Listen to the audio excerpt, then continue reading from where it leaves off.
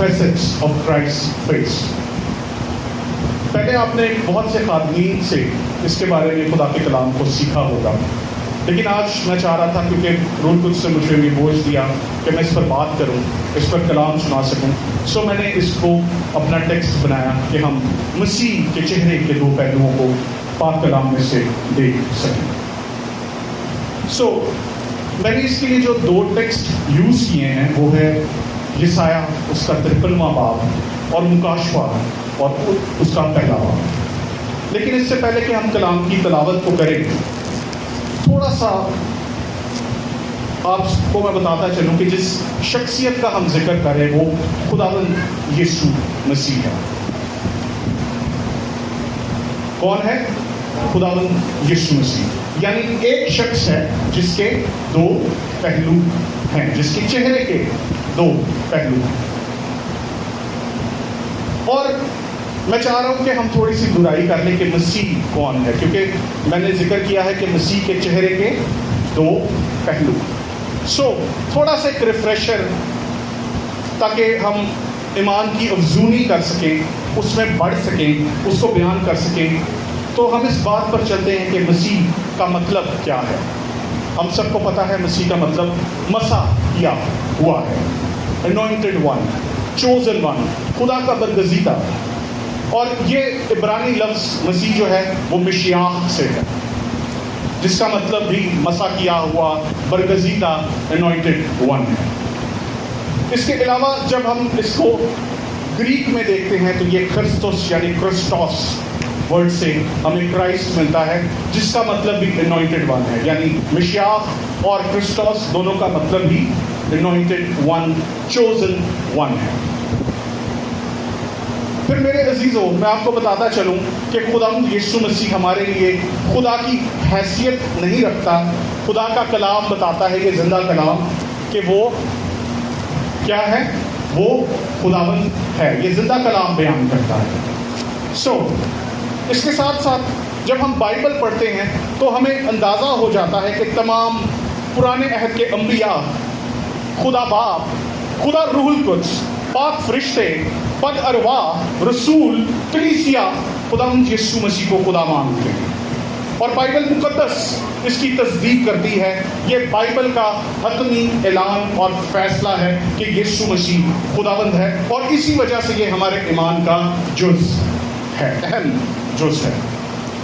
اس کے علاوہ جب ہم بائبل کو مزید پڑھتے ہیں تو ہمیں معلوم ہوتا ہے کہ خداوند یسوع مسیح کی پیدائش، اس کی زندگی، اس کی خدمت، اس کے معجزات، اس کے صلیبی دکھ، اس کا جی اٹھنا، آسمان پر اٹھائے جانا، باپ کے دانی طرف بیٹھنا، روح القدس کو وقت پر نازل کرنا، عالمگیر کلیسیا کو تشکیل بخشنا، کلیسیا کو اختیار اور رتبہ دینا، اس کا دوبارہ آنا، اور پوری دنیا پر یروشلم سے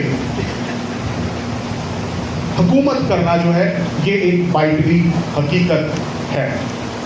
اب آئیے تھوڑی سی ہم چہرے کی بات کریں، کیونکہ ہم نے تھوڑا سا ایمان کا ریفریشر لے لیا کہ یسوع مسیح کون ہے. سو اس کے لیے میں نے تھوڑا سا آکسفورڈ اور کیمبرج ڈکشنریز کو کنسلٹ کرنے کی کوشش کی کہ میں انسانی چہرے کو سمجھ سکوں. سو کیمبرج اور آکسفورڈ ڈکشنری کے مطابق اس کے معنی ہے کسی شخص کے سر کا اگلا یعنی فرنٹ کا حصہ جو ماتھے سے ٹھوڑی تک ہو، یہ چیز. پھر اس کو کیمبرج ڈکشنری یوں بیان کرتی ہے: سر کے سامنے کا حصہ جہاں آنکھیں، ناک اور منہ ہو. اور میں نے اس کو تھوڑا سا اور مزید سرچ کرنا شروع کیا کہ ماہر نفسیات انسانی چہرے کو کیسے دیکھتے ہیں. سو میں نے اس کی فائنڈنگ کی اور مجھے پتہ لگا کہ ماہر نفسیات جو ہیں وہ انسانی چہرے اور انسانی چہرے کے تاثرات کو غیر زبانی مواصلات یعنی نان وربل کمیونیکیشن، سماجی تعامل، سوشل انٹریکشن اور جذباتی اظہار، ایموشنل ایکسپریشن کے اہم پہلوؤں کے طور پر دیکھتے ہیں. خدا کا خادم بینی ہن کہتا ہے کہ آپ کا چہرہ، جیسے ہم نے کہا کہ فور ہیڈ سے لے کر چین تک آپ کا چہرہ ایک پروفٹ ہے، ایک نبی کا کام کرتا ہے. میں نے مزید اس کو سوچنے کی کوشش کی یہ کیا ہے، چاہے وہ مرد کا چہرہ ہو چاہے کسی عورت کا چہرہ ہو، یہ LED LCD TV اسکرین ہے جو لوگوں کو ہمارے جتنے بھی دکھ غم ہے ہمارے چہرے پر نظر آ جاتے ہیں. جب کبھی ہم پریشان ہوں، ہمارا کوئی بھائی ہمارے پاس یا بہن آ کے کہے گی بھائی آپ پریشان ہیں، بہن آپ پریشان لگ رہے ہیں، آج آپ بڑے خوش لگ رہے ہیں. کیوں پتہ لگ جاتا ہے؟ کیونکہ ہمارا فیس ان کے سامنے ہے، ان کو ہمارے تاثرات سے ان چیزوں کا اندازہ ہو جاتا ہے. یعنی انسان کے چہرے سے اس کے جذبات ظاہر ہوتے ہیں، جیسے ہنسی، خوشی، دکھ، غم، تکلیف، غصہ، پریشانی، خود اعتمادی وغیرہ. اس کے علاوہ میں اس کو ایک bill board, sign board, notice board بھی سمجھتا ہوں. جیسے میں نے LED LCD TV کا ذکر کیا، اس پر سب پتہ لگ جاتا ہے. کوئی غصے میں بھی ہو تو آپ کو چہرے کے تاثرات سے پتہ لگ جاتا ہے. اس کے علاوہ میں نے بائبل میں ورڈ فیس کو سرچ کرنا شروع کیا اور مجھے کلام مقدس میں 416 آیات چہرے کے تعلق سے ملی. اس کے علاوہ جب میں نے چہرہ لفظ سرچ کیا مجھے 72 آیات چہرے کے تعلق سے ملی. اس کے علاوہ جب میں نے منہ کو سرچ کیا تو مجھے 562 آیات کلام مقدس میں منہ کے تعلق سے ملی. لیکن بہت سی آیات کے اندر منہ کو ہونٹ، انسانی لب اور چہرے سے بھی تشبیہ یا اس سینس میں بات کی گئی ہے کلام مقدس میں.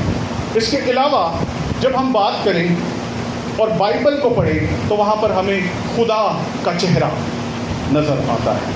موسیٰ نے کیا کہا کہ مجھے اپنا چہرہ دکھا. خدا نے کیا کہا تھا اس کو کہ تو میرا پیچھا دیکھے گا، کیونکہ اگر تو دیکھے گا تو تو مر جائے گا. لیکن جب یہ سایہ خدا کو دیکھتا ہے تو یہ سایہ کیوں نہیں مرتا؟ میں جب اس کو پریپیئر کر رہا تھا تو میں اس چیز کے بارے میں سوچ بھی رہا تھا کہ کیا وجہ تھی. کیونکہ خدا نے یہ سایہ کو خدمت کے لیے فیلڈ میں بھیجنا تھا، اسی لیے یہ سایہ مرا نہیں. کمیشن کرنا تھا. یہ سایہ 6 باب میں ہمیں اس کا ذکر ملتا ہے. پھر بائبل کے اندر ہمیں انسانوں کے چہرے ملتے ہیں. جب کاہن کی قربانی قبول نہ ہوئی تو کلام کہتا ہے کہ اس کا چہرہ بگڑا. اور بھی بہت طرح کے چہروں کا بائبل میں ذکر ہے. چمکتا چہرہ، بہت سی آپ کو مثلیں ملیں گی. سخت چہرہ، تند مزاجی، یہ چیزیں آپ کو بائبل میں ملیں گی.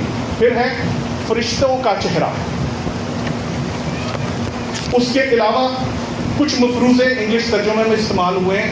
فیس آف دی ارتھ یعنی روئے زمین، and face of the deep یعنی زمین کے گہراؤ. ہم نے کچھ چہرے کے تعلق سے باتیں کی. تھوڑا سا میں آف بیٹ جانا چاہوں گا کیونکہ میں نے ٹاپک آج کا رکھا ہے مسیح کے چہرے کے 2 پہلو. اب جب خداوند یسوع مسیح جی اٹھے اور توما اس جگہ پر موجود نہیں تھا، توما نے کہا کہ جب تک میں اس کے زخموں کو چھو نہ لوں تب تک کیا میں ایمان نہیں لاؤں گا. کلام میں لکھا ہے کہ خداوند یسوع مسیح نے کہا مبارک ہیں وہ جو بغیر دیکھے ایمان لاتے ہیں. خداوند یسوع نے ایمان لانے والوں کو مبارک ٹھہرا دیا جنہوں نے مسیح کا چہرہ تک نہیں دیکھا. پھر کلام میں یہ بھی لکھا ہے، یسوع مسیح نے کہا ہے جس نے مجھے دیکھا اس نے باپ کو دیکھا.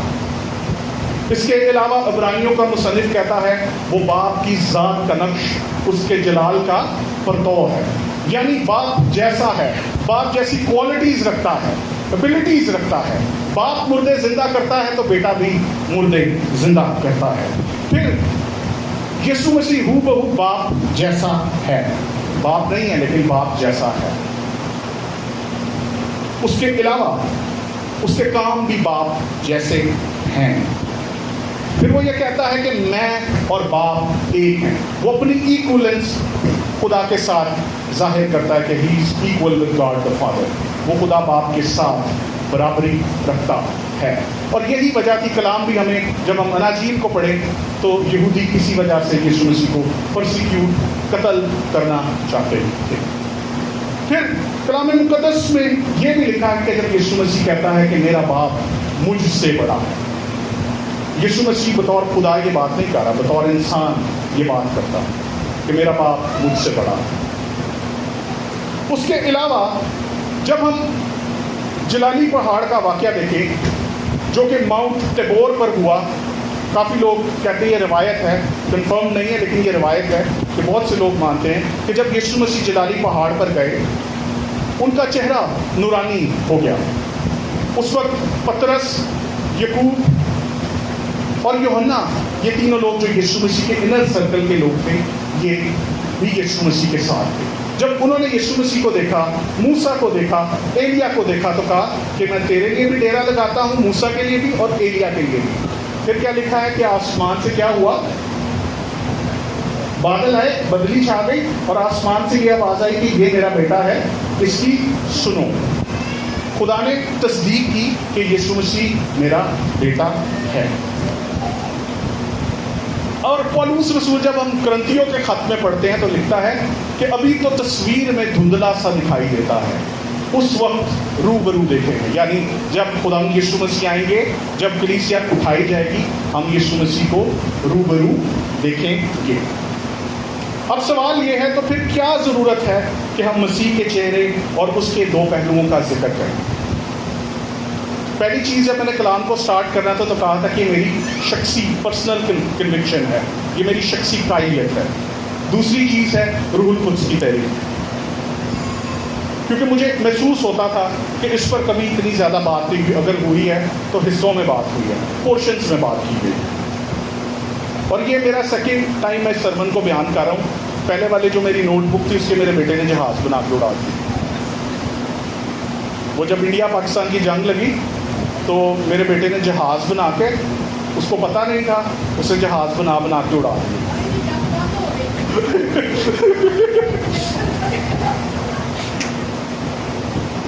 تو آئیے اب ہم ان دونوں پہلوؤں کا بھی ذکر کرتے ہیں۔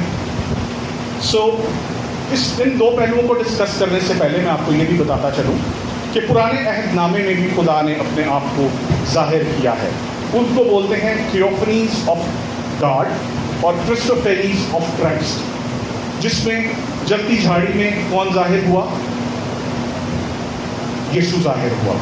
پھر جب آگ کی بھٹی میں سدرک، میسک اور عبدالنجوب تھے تو جو فورتھ مین تھا، لکھا ہے کہ کیا کہتا ہوں، میں دیکھتا ہوں کہ اللہ زادہ کا سا ہے۔ وہ کرسٹوفیری آف کرائسٹ ہے۔ ادھر بھی خدا اپنے فلیشز دیتا رہا ہے، لیکن نئے عہد نامے میں یسوع مسیح کی پیدائش سے ورڈ انکارنیٹ گاڈ امانگ اس، یسوع مسیح ہے، خدا ہمارے ساتھ ہے۔ پھر اس کے بعد ہم چلتے ہیں یسایہ 53 اور مکاشفہ 1 باب کی طرف۔ خدا یسوع مسیح کے لیے جو دو میں نے ٹیکسٹ آپ کے سامنے بیان کیے نا، یہ یسوع مسیح کی سب سے اوتھینٹک تصویر ہے جو کلام میں بیان کی گئی ہے۔ میں نہ نیٹ فلکس کے سیزنز کی بات کروں گا، نہ میں پیشن آف کرائسٹ کی بات کروں گا، نہ میں جیزس کی فلم کی بات کروں گا، نہ میں کسی کین نامی آرٹسٹ کی بات کروں گا جس نے یسوع مسیح کی پکچر بنائی اور کہا کہ یسوع مسیح ایسا دکھتا ہے، میں اس کی بات بھی نہیں کروں گا۔ میں بائبل کی بات کروں گا کہ بائبل میں یسوع مسیح کی تصاویر، دو خاص تصاویر کیا ہے۔ پھر میں اس کپڑے کی بات بھی نہیں کروں گا کہ جس کے لیے بڑی روایت ہے کہ جب یسوع مسیح کو مصلوب کر دیا گیا تو جس کپڑے میں یسوع مسیح کو ڈھانپا اس کا چہرہ اس کے ساتھ کیا ہوا؟ امپرنٹ ہو گیا۔ یعنی اگر یہ وہ کپڑا تھا تو ایسے جب ڈھانپا اس کا چہرہ تو وہ اس پر پرنٹ ہو گیا، جس کو بولتے ہیں شراؤڈ آف ٹرن۔ میں اس کی بھی بات نہیں کروں گا، اس پر اسکالرس کی بہت زیادہ ڈیبیٹ ہے کہ آیا وہ ہے کہ نہیں یا فیبریکیٹڈ ہے۔ میں اس کی بات بھی نہیں کروں گا، میں اس کی بات کروں گا جس کی کلام خود تصدیق کرتا ہے۔ یسایہ 53 پہ جانے سے پہلے ہم ایک چھوٹا سا بائبل سروے دیکھ لیتے ہیں کہ یسایہ 53 یسایہ کی کتاب لکھی کیوں گئی، تاکہ صرف منادی کرتے ہیں ان کو نہ پتہ لگے بلکہ ہم لوگوں کو بھی پتہ لگے، عام لوگوں کو بھی، کہ یہ کیوں لکھی گئی۔ یسایہ کی کتاب کا جو آتھر ہے وہ یسایہ خود ہے۔ اب جو بائبل کا ایک اسکالر ہے ڈیکس، وہ کہتا ہے 2 یسایہ تھے۔ میں اپنی طرف سے کوٹ نہیں کر رہا، میں اس کی کامنٹری آپ کو بیان کر رہا ہوں۔ وہ کہتا ہے 2 یسایہ تھے جس نے ایک نے 1 چیپٹر سے لے کر 39 چیپٹر کو لکھا، اور ایک وہ یسایہ تھا جس نے 40 سے 66 को लिखा। ये डेट्स इसको इस तरह से बयान करता है, इसको इतना सीरियस ना लें, इल्म के लिए ज़रूर अपने पास है। अब उसने ये लिखा क्यों? यशायाह ने यहूदा को, जो कि एक ट्राइब है, फिरका है इसराइल का, उसको वार्न किया, उसको इंतबा दी कि तुम अपने कामों से बाज आ जाओ, नहीं तो खुदा तुम्हारी भी जजमेंट करेगा जैसे वो इसराइल की कर रहा है। इसके अलावा यशायाह ने इस बात का भी उसने वादा किया कि जब वो सारी जजमेंट पास हो जाएगी यहूदा में से, तब वो उनको दोबारा से एक मजबूत कौम बनाएगा। इसके अलावा इसके अंदर खुदा के मुख्तलिफ नामों का भी इस्तेमाल हुआ है, जिसमें खुदा को पाक कहा गया है। जब हम छठा बाब पढ़ें तो वहाँ पर क्या कहता है कि मैं बेगाना लबों में हूँ, मेरे होंठ नापाक हैं। और फिर जब उसकी जुबान पर कोयला रखा जाता है, फिर कहता है गॉड इज जज, खुदा एक आदिल है, मुनसिफ है। और तीसरा मानी है गॉड इज आवर सैल्वेशन, खुदा यहोवा खुदा हमारी नजात है। इसको तकरीबन 750 से लेकर 680 कबल अज़ मसीह लिखा गया। बहुत से स्कॉलर्स हैं, उन्होंने थोड़ी सी लिखी 700 में ही अपनी स्टडी बाइबल्स में डेट्स हैं, लेकिन वो ये 700 से 750 का अरसा ही है जिसमें यशायाह की किताब को लिखा गया। और ये उस वक्त का वाक़या है जब सीरियन आर्मीज जो हैं उन्होंने इसराइल को असीरी में रखा, और इसके साथ साथ खुदा ने यहूदा को अपने कवी बाजू से छुड़ाया। ये उस वक्त का वाक़या है। इसके अलावा इसके अंदर यहूदा की बदकिरदारी का जिक्र मिलता है, खुदा की पाकीज़गी का जिक्र मिलता है। खुदा यीशु मसीह कौन है? क्योंकि यशायाह की किताब को 5वीं अंजील भी कहा जाता है। और यीशु मसीह क्या करेगा? यीशु मसीह तमाम तरह के मौबूदों से बड़ा है, और यीशु मसीह की सलीबी मौत का जिक्र इसमें हमें मिलता है। ये बाइबल की 23वीं किताब है, इसके 66 अबवाब हैं, जिसमें 1292 आयात हैं, 36,127 अल्फाज हैं, 634 ऐसी नबूवतें हैं जो अभी पूरी नहीं हुई। उसके अलावा 395 ऐसी आयात हैं जिनमें नबूवतें पूरी हो चुकी हैं। उसके अलावा 1313 इसमें पेश गोइयाँ पाई जाती हैं। मैं नबूवतों का जिक्र नहीं कर रहा, पेश गोइयों की बात कर रहा हूँ, वो पाई जाती हैं। फिर 449 फुलफिल्ड प्रेडिक्शंस हैं, फिर 864 अनफुलफिल्ड प्रेडिक्शंस हैं, पेश गोइयाँ हैं। उसके अलावा 273 आयात ऐसी हैं जो माजी का हिस्सा रही। उसके अलावा इसमें 120 वादे खुदा के हमें मिलते हैं, 308 हुक्म हमें यशायाह की किताब में मिलते हैं, और इसके अलावा इसमें 71 खुदा के ऐसे मुनफरिद मैसेज हैं जो खुदा लोगों को बख्शता है। सो ये ओवरऑल यशायाह की किताब का एक जनरल सर्वे है। अब चलते हैं हम अपने ज़रा टेक्स्ट की तरफ। ये टेक्स्ट है क्या? कलाम मुक़द्दस में यूँ लिखा है, हमारे पैगाम पर कौन ईमान लाए। अब ये कौन बात कर रहा है? ये यशायाह बात कर रहा है, कह रहा है हमारे पैगाम पर, यानी नबियों के पैगाम पर कौन ईमान लाए। और खुदाबंद का बाजू किस पर जाहिर हुआ, यानी खुदा का बाजू खुदा की प्रोविजन को जाहिर करता है, खुदा की मौजूदगी को जाहिर करता है, खुदा की हजूरी को जाहिर करता है। कहता है खुदाबंद का बाजू किस पर जाहिर हुआ। फिर जिक्र करता है, पर वो उसके आगे कोंपल की तरह और खुश्क ज़मीन से जड़ की माने फूट निकला। कोंपल की तरह और जड़ की माने किस ज़मीन से? ड्राई ग्राउंड से। एक बंजर ज़मीन से हम क्या उम्मीद कर सकते हैं? वो जड़ की माने वहाँ से निकला। ये एक नबूवती टेक्स्ट है, ये यीशु मसीह के बारे में नबूवत की गई है। बहुत से आलम हैं, यहूदी स्कॉलर्स हैं, बहुत से रब्बी हैं जो कहते हैं कि यशायाह 53 यीशु मसीह के बारे में नहीं लिखा गया। अब इसको आप कैसे टैकल करें जो ये कहे कि ये यीशु मसीह के बारे में है ही नहीं, ये तो इसराइल के बारे में है। یہ اسرائیل جو ہے وہ صادق شخص ہے جو بہتوں کو راست باز ٹھہراتا ہے، تب آپ کیا کریں گے؟ تب آپ کو اعمال کی کتاب اس کا 8واں باب اور اس کی 35ویں آیت پڑھنے کی ضرورت ہے، جدھر فلپس حبشی کھوجا کو بتاتا ہے کہ یہ ٹیکسٹ کیا ہے، نبی کس کی بابت بات کرتا ہے، وہ پھر یسوع مسیح کی بابت اس کو منادی کرتا ہے۔ ادھر سے ہمیں پتہ لگ جاتا ہے کہ یہ یسوع مسیح کے لیے لکھا گیا۔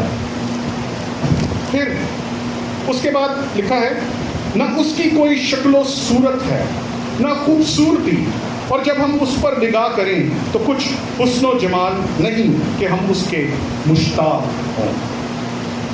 پہلے ذکر کیا کومپل کا، بنجر زمین کا، جہاں سے کچھ نکل نہیں سکتا۔ اگر ہم اناجیل کو پڑھیں تو لکھا کیا ناصرت میں سے کوئی اچھی چیز نکل سکتی ہے؟ اگر ہم انجیل کو پڑھیں وہاں پر یہ کلیئرلی لکھا ہوا ہے۔ پھر اس کے بعد لکھا ہے نہ اس کی کوئی شکل و صورت نہ خوبصورتی، اور جب ہم اس پر نگاہ کریں تو کچھ حسن و جمال نہیں کہ ہم اس کے مشتاق ہیں۔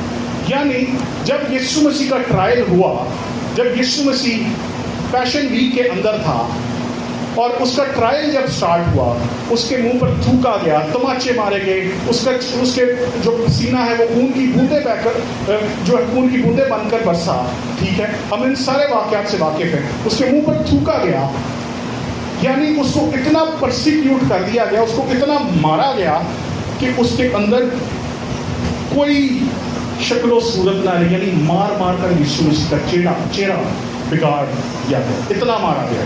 اکثر جب لڑکوں کی بھی لڑائی ہو جائے نا اور کوئی لڑکے زیادہ ایک دوسرے کو مار دیں اور کسی کا صحیح منہ سوجا ہو تو ہم کہتے ہیں یار تو بچانا نہیں جا رہا، وہ تو بچانا نہیں جا رہا تھا۔ یعنی اتنا یسوع مسیح کو چہرے پر مارا گیا کہ اس کی شکل بگاڑ دی گئی۔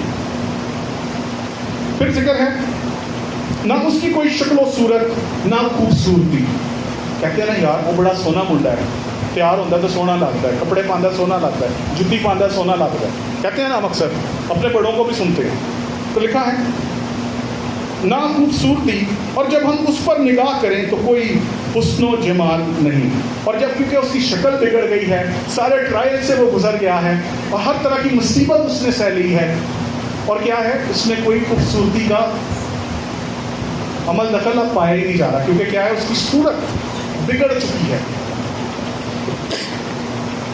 ٹوٹلی طور پر اس کے چہرے کو بگاڑ دیا گیا ہے۔ پھر لکھتا ہے کہ ہم اس کے مشتاق ہوں، یعنی اس کی طرف ہماری اٹریکٹیونیس ہی نہیں ہے، اتنا اس کو بگاڑ دیا گیا ہے کہ اس کی طرف کوئی اٹریکٹیونیس ہے ہی نہیں۔ پھر آگے کیا لکھتا ہے وہ آدمیوں میں حقیر و مردود، یعنی سوشل آؤٹ کاسٹ، آدمیوں میں جس کو حقیر، کم تر، کم نہیں جانا جائے، آدمیوں میں حقیر و مردود، مرد غمناک، انگلش ترجمہ کہتا ہے مین ایکوینٹڈ ود سوروز، ایسا شخص جو غموں سے، دکھوں سے، رنج سے بھرا لکھا ہے اور رنج کا آشنا تھا، اور لوگ اس سے گویا روح پوچھتے، یعنی کنارہ کشی کرتے، چہرہ بگڑ گیا، کوئی حالت نہیں، خوبصورتی نہیں، حسن و جمال نہیں، اور لوگ اب کیا کہہ رہے ہیں چھٹ پر آ۔ اس طرح کی حالت میں یسوع مسیح اپنے ٹرائل میں تھا، اور یہ یسوع مسیح کی بائبلی تصویر ہے۔ اور پھر لکھا ہے لوگ اس سے گویا روح پوش تھے، اور اس کی تحقیر یعنی اس کو ڈسگریس، اس کی اتنی تذلیل کی گئی، اتنی بے عزتی کی گئی جسے وہ ڈیزرو نہیں کرتا تھا، اور ہم نے اس کی کچھ قدر نہ جانی، ہم نے کہا اس کی تو کوئی ویلیو ہی نہیں ہے، اس نے کیا کر لینا ہے سلیپ پہ لٹک کے، ٹھیک۔ پھر لکھا ہے تو بھی، یہ بڑا زبردست ایکسپریشن ہے، 2 دفعہ اس میں استعمال کرتا ہے 53ویں باب میں، وہ کہتا ہے تو بھی اس نے ہماری مشقتیں اٹھا لی، یعنی ہماری مصیبتیں، ٹربل، اسٹرگلز، ہر چیز یسوع مسیح نے اٹھا لی۔ پھر لکھا ہے ہمارے غموں کو برداشت کیا، اور ہم نے اسے خدا کا مارا کوٹا اور ستایا ہوا سمجھا۔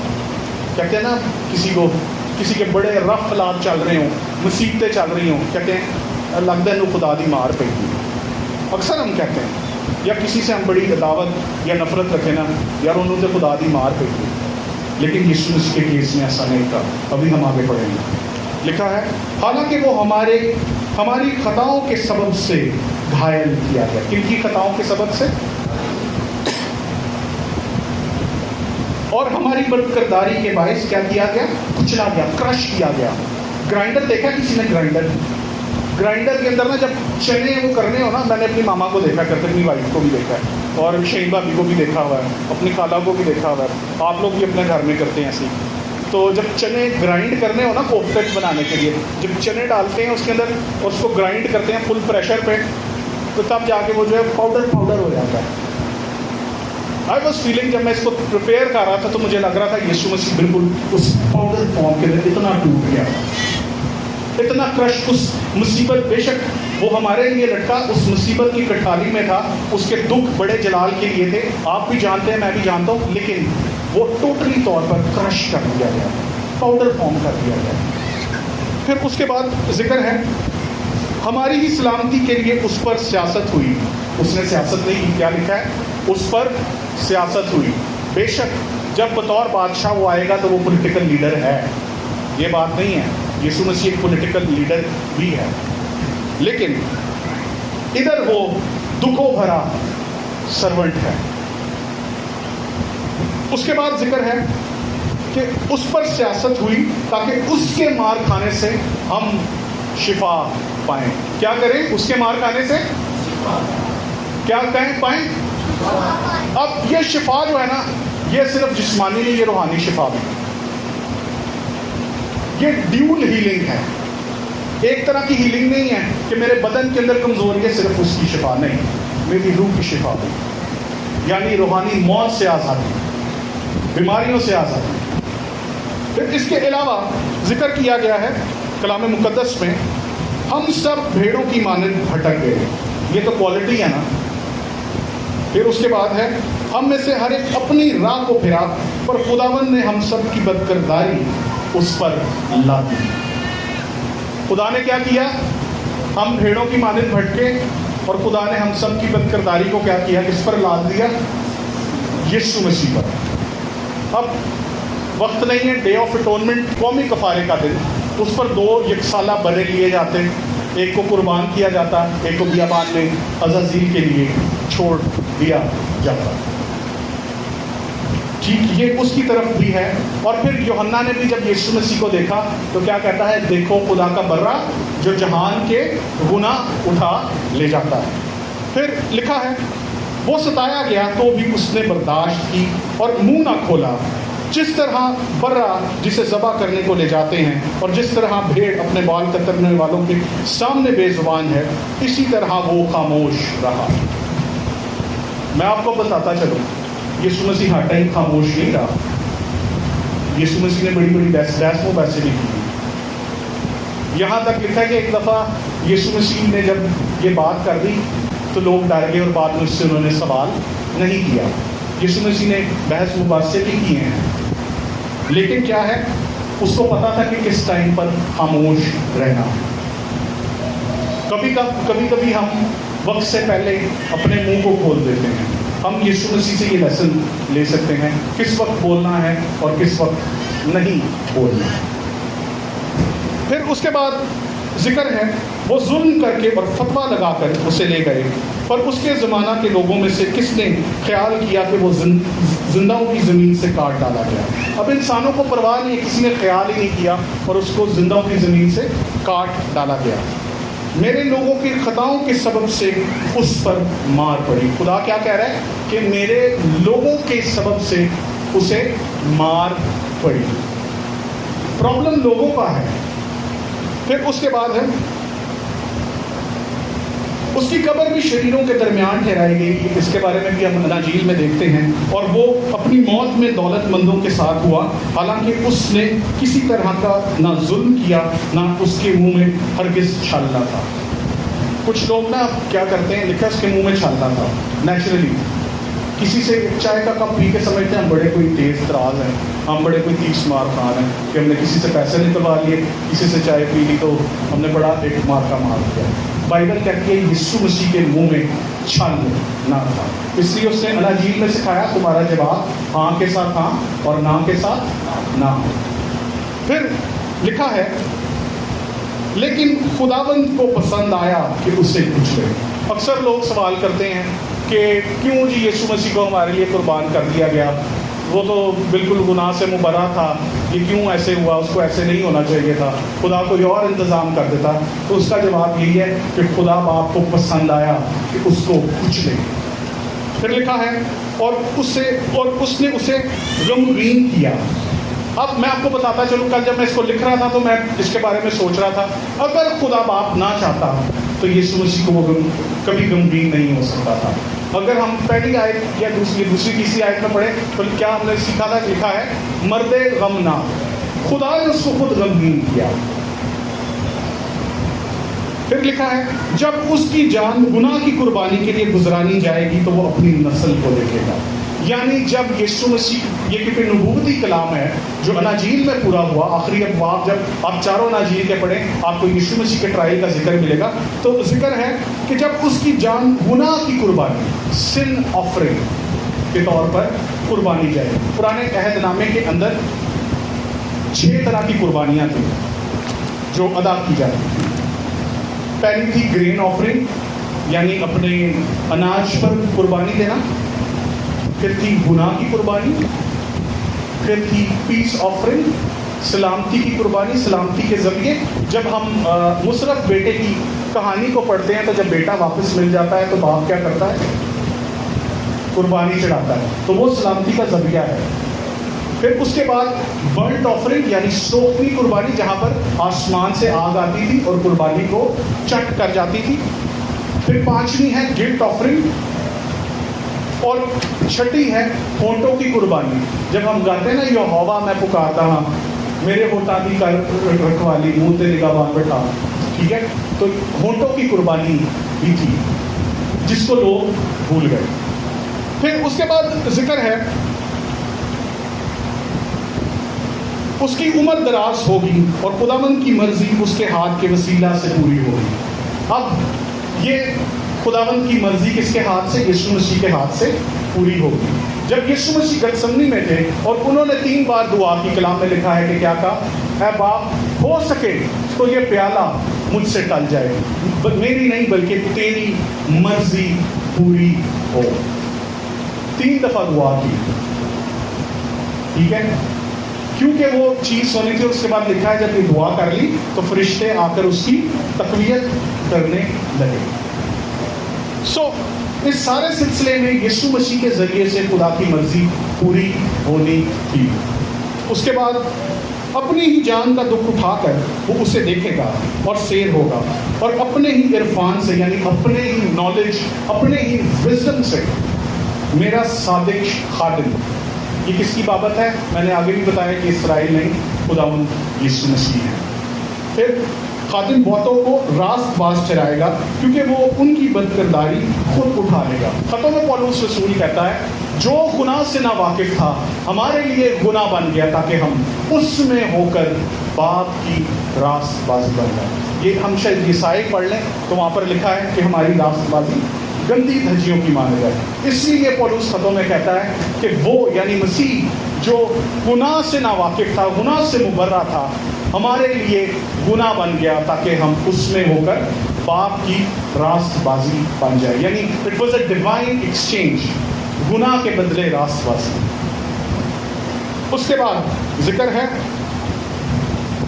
اس لیے میں اسے بزرگوں کے ساتھ حصہ دوں گا۔ خدا کیونکہ یسوع مسیح نے اپنی جان موت کے لیے انڈیلی، اب خدا کیا کہہ رہا ہے اس لیے میں اسے بزرگوں کے ساتھ حصہ دوں گا اور وہ لوٹ کا مال زور آوروں کے ساتھ بانٹ لے گا، کیونکہ اس نے اپنی جان موت کے لیے انڈیل دی اور وہ خطا کاروں کے ساتھ شمار کیا گیا، تو بھی اس نے بہتوں کے گناہ کیا کیے؟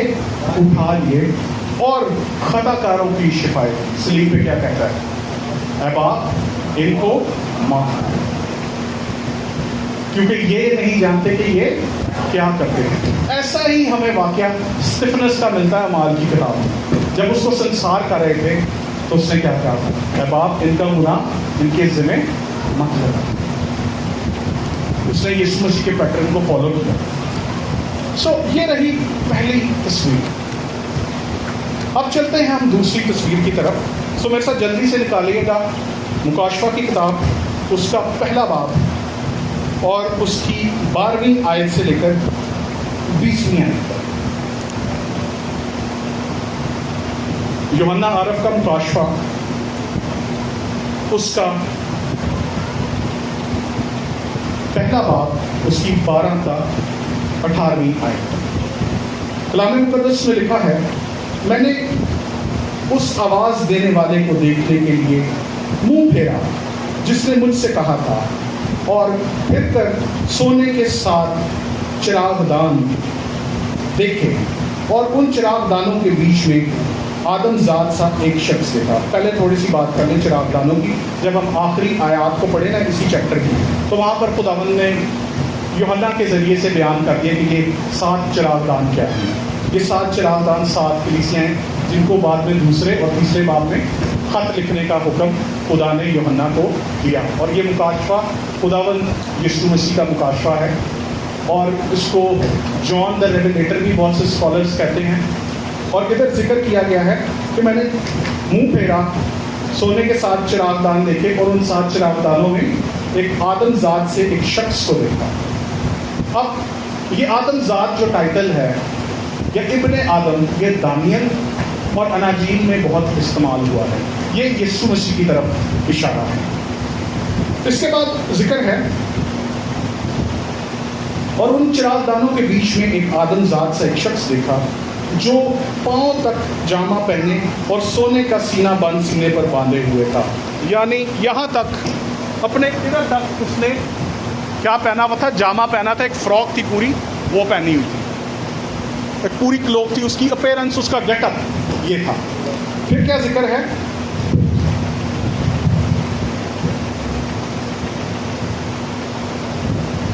और सोने का सीना बंद सीने पर बांधे हुए था, और वो भी सारी किस चीज़ की? सोने की, और वो पूरी बांधी हुई पीछे से टाइट। अब ये इधर यीशु मसीह की तस्वीर बतौर बादशाह और बतौर काहिन हो रही है। फिर उसके बाद जिक्र है,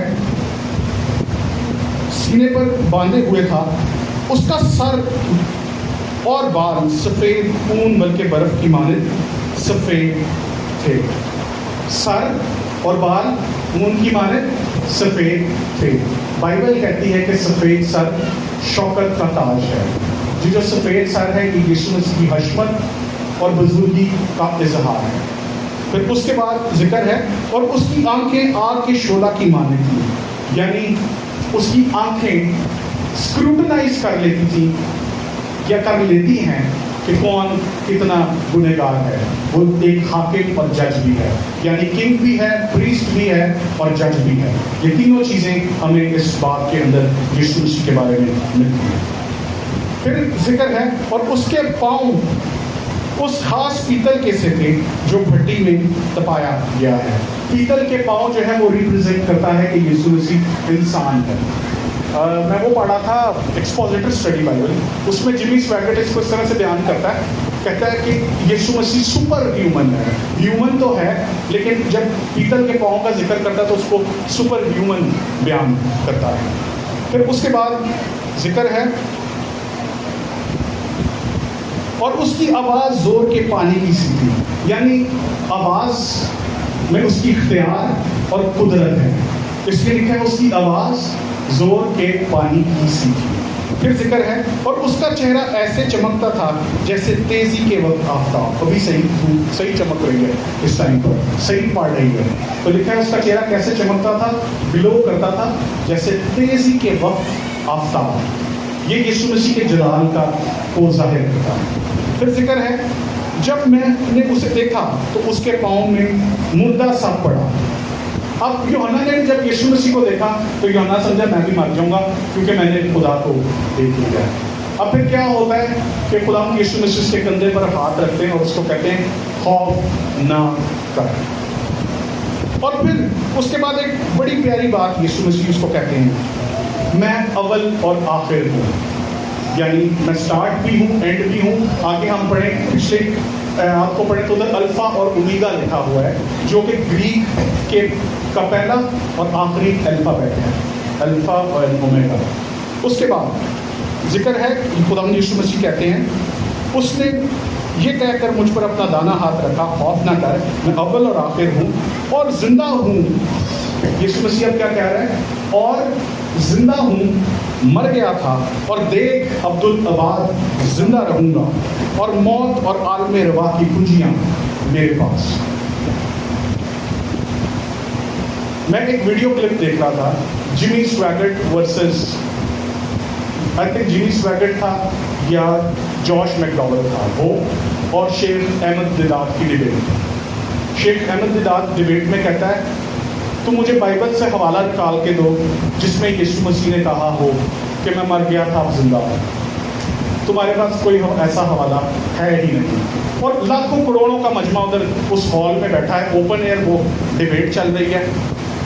اور اب پتہ نہیں جمی سواگٹ تھا یا جوش میکڈاول، وہ اسٹیج پر جاتا ہے اور کہتا ہے لوگوں کو کہ میرے ساتھ مکاشفہ کی کتاب اس کا پہلا باب اور اس کی 18ویں آیت نکالو. اور جب وہ جیسے ہی وہ کہتا نا کہ زندہ ہوں، مر گیا تھا اور دیکھ عبدالآباد زندہ رہوں گا، تو پوری جتنی بھی کراؤڈ ہے وہ تالیاں بجانا شروع کر دیتی ہے، کیونکہ موت اور عالم رواح کی کنجیاں میرے پاس ہے. پورا کراؤڈ تالیاں بجانا شروع کر دیتا ہے. کیوں؟ کیونکہ یسوع مسیح نے اس بات کا ڈنکے کی چوٹ پر کہا ہے کہ میں مر گیا تھا، زندہ ہوں، عبدالآباد زندہ رہوں گا، موت اور عالم رواح کی کنجیاں میرے پاس ہیں. اس لیے جب موت اور عالم رواح کی کنجیاں یسوع مسیح کے پاس ہیں تو ہمیں موت سے ڈرنے کی ضرورت نہیں ہے. جب ہم متی 16 کو پڑھتے ہیں تو لکھا ہے، میں پطرس کو یسوع مسیح کہتے ہیں کہ میں آسمان کی کنجیاں تجھے دوں گا، وہ کلیسیا کی طرف ہے اشارہ، اور جو کچھ تو زمین پر باندھے گا. اور یہ بھی لکھا کہ جس پر موت اور عالم رواح کے دروازے غالب نہ آئیں گے. اب کنجیاں یسوع مسیح کے پاس ہیں، تو کیا کلیسیا پر موت یا کلیسیا کے کسی بھی ایک ممبر پر موت اور عالم رواح کے دروازے غالب آ سکتے ہیں؟ جس روحانی موت کے دروازے غالب آ سکتے ہیں؟ نہیں آ سکتے، کیونکہ یسوع مسیح فاتح ہے. اور اس کے ساتھ ساتھ کچھ لیسنز جو ہم یسایہ 53 اور مکاشفہ کی کتاب اس کے پہلے باب میں سے سیکھ سکتے ہیں، اس کو بیان کروں گا اور اس کے بعد ہم کلام کو پڑھیں گے جلدی سے. اب پہلا لیسن جو یہ یسایہ 53 میں ہم خداوند یسوع مسیح سے سیکھ سکتے ہیں وہ ہے برداشت کرنا. برداشت کرنا روح کا پھل بھی ہے، جس کا غلطیوں 5ویں باب میں ذکر ہوتا ہے. پھر دوسری چیز ہے خاموش رہنا. میں نے آگے بھی ذکر کیا یسوع مسیح کو پتا تھا کہ کب خاموش رہنا ہے اور کب بولنا ہے. پھر خدا کی مرضی پوری کرنا. یہ یسوع مسیح سے بڑی ہمیں اگزامپل نہیں ملتی کہ کون خدا کی مرضی کو پورا کر سکتا ہے. پھر یسوع مسیح کی محبت کی انتہا، کیونکہ 2 دفعہ ہم نے وہ ایکسپریشن پڑھا، تو بھی جو ہے نا یہ یسوع مسیح کی محبت کا اظہار ہے. زبان کا درست استعمال، اپنے آپ کو کسی کے لیے اندیب دینا، وقف کر دینا، اپنے اختیارات کا درست استعمال، میز تبدیل کر دینا، حالات و واقعات تبدیل کر دینا، بدی کے عوض بھلائی کرنا، اپنے ماننے والوں کو روحانی جسمانی شفا کے ساتھ بہتر مستقبل کی ضمانت دینا، نئی امید بخشنا، اس کے علاوہ بوجھ اٹھانا، اس کے علاوہ ایک اچھا شفایتی بننا. یہ وہ لیسنز ہیں جو ہم یسوع مسیح سے سیکھ سکتے ہیں. اور اگر ہم خدمت کے میدان میں ہیں یا ہم اپنی جابس پر ہیں تو اس میں بھی ہم یہ سرونٹ لیڈرشپ کے طور پر ان پوائنٹس کو اپنی زندگی میں عمل میں لے کے آ سکتے ہیں. اور ایک اور بات جو میں نے یہ یسایہ 53 میں پوری نوٹ کی وہ یہ تھی کہ مسیح کی بابت لوگوں کا رویہ اور رجحان، وہ کولڈ تھا، وہ ٹھنڈا تھا، اس لیے لوگوں نے اس کی پرواہ نہیں کی. اس کے اوپر اتنا کچھ ہو گیا، لوگوں نے اس کی پرواہ نہیں کی. آج سوال یہ ہے کیا ہم انہی لوگوں جیسے ہیں کہ جب یسوع مسیح کے وقت کے لوگ تھے انہوں نے پرواہ نہیں کی، تو کیا آج ہم مسیح کی پرواہ کرتے ہیں؟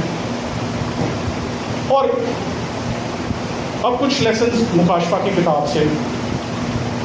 پہلی چیز یسوع مسیح آسمانی ہے. دوسری چیز وہ قادر مطلق ہے. تیسری چیز اس کی نظر اس ٹائم 7 کلیسیاں تھی، اب اس کی نظر عالمگیر کلیسیا پر ہے، یونیورسل چرچ پر ہے، ایک ڈینومینیشن پہ نہیں، یونیورسل چرچ پر ہے. پھر وہ کلام ہے. زندہ کلام، مجسم کلام، اور لکھا ہے اس کے منہ سے دو دھاری تیز تلوار نکلتی ہے، وہ خدا کے کلام کو ظاہر کرتی ہے۔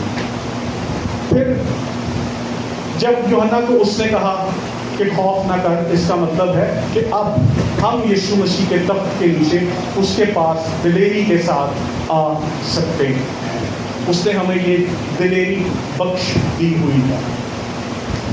پھر یسوع مسیح کہتا ہے کہ وہ اول اور آخر ہے، اس لیے ہمیں بھی ہر کام میں شروع بھی اس سے کرنا چاہیے اور آخر بھی اس کے ساتھ کرنا چاہیے۔ پھر یسوع مسیح نے کہا زندہ ہوں، مر گیا تھا اور دیکھ عبدالآباد زندہ رہوں گا، موت اور عالم روا کی کنجیاں میرے پاس ہیں۔ اب وہ موت کو دوبارہ نہ چکے گا۔ خطوں میں پولس رسول کہتا ہے کہ آدمی کا ایک بار مرنا اور اس کے بعد عدالت کا ہونا ضرور ہے۔ یسوع مسیح کی عدالت ہو چکی، وہ جی اٹھا ہے اور وہ ہمیشہ زندہ رہے گا، اور وہ موت اور عالم روا پر قدرت رکھتا ہے۔ ایک چیز جو مجھے بڑی اچھی لگی وہ میرے بیٹے کی اسٹڈی بائبل تھی، ایڈونچر اسٹڈی بائبل، زونڈرمین پبلیکیشنز۔ اس میں بڑا پیاری ایک ہیڈنگ دی تھی، لکھا ہوا تھا Jesus is all mighty God, خداوند یسوع مسیح قادر مطلق خدا ہے۔ اس کے اندر لکھا تھا کہ آپ ڈھونڈیں یا ڈرا کریں ایسی تصویر یسوع مسیح کہ جب وہ بچہ تھا۔ پھر کہتے ہیں کہ آپ ایک ایسی یسوع مسیح کی تصویر ڈرا کریں جب وہ گرون اپ تھا، بڑھ چکا تھا، قد و کاٹ، قد و قامت، حکمت، دانش میں بڑھ چکا تھا، کلام کی منادی کرتا تھا، ایک تصویر وہ بنائیں۔ پھر کہتا ہے اس کے اندر کہ ایک تصویر وہ بنائیں جس کا مکاشفہ پہلے باب میں ذکر ہے، اور جب آپ یہ تینوں تصویریں بنا لیں تو اس کو کسی دیوار پر چسپا کر لیں، تینوں تصویریں اس دیوار پر لگا دیں۔ یہ آپ کو یاد دلائے گا کہ یسوع مسیح خدا ہے اور وہ ہمارا دوست ہے۔ تو اس لیے کبھی کبھی بچوں کی ریسورسز جو اسٹڈی ریسورسز ہیں اس سے بھی بہت کچھ سیکھنے کو ملتا ہے، اور کلام بھی کہتا ہے کہ جب تک کوئی اپنے آپ کو بچے کی طرح نہیں بنائے گا وہ خدا کی بادشاہی میں داخل نہیں ہوگا۔ اختتامی طور پر نوٹ پر میں آپ کو بتانا چاہوں گا کہ یہ سایہ 53 نبوتی اعتبار سے یسوع مسیح کے دکھوں اور صلیبی موت کی منظر کشی کرتا ہے جو ہمیں اناجیل کے آخری ابواب میں ملتی ہے، جبکہ مکاشفہ پہلے باب کے اندر ہم سربلند جلالی یسوع مسیح کو دیکھتے ہیں جس کے پاس موت اور عالم روا پر بھی قدرت ہے۔ آئیے اپنے سروں کو